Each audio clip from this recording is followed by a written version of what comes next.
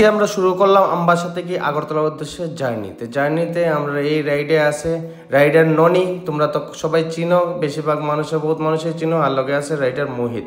তো আমরা আমবাসা থেকে 41 মাইল হইয়া পাহাড়ি রাস্তা হইয়া চললাম আমরা আগরতলার উদ্দেশ্যে। তারপরে আমরা 41 মাইল পারাইলে পাইমু আস্তে আস্তে মুঙ্গিয়াকামি পর পাইমু তেলিয়ামুড়া, এরকম করিয়ে আমরা যেতে লাগবো আগরতলার দিকে।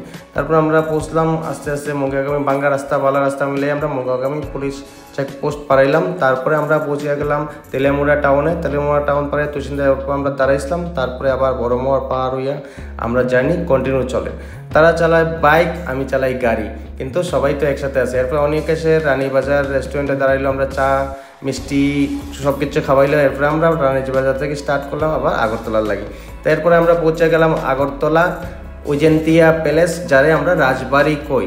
তো রাজবাড়ির সামনে গেলাম, আমরা একটু বইলাম, তারা ভিডিও বানাইলো। এর মধ্যে আসলো অমিত শাহ ভাই আগরতলারই।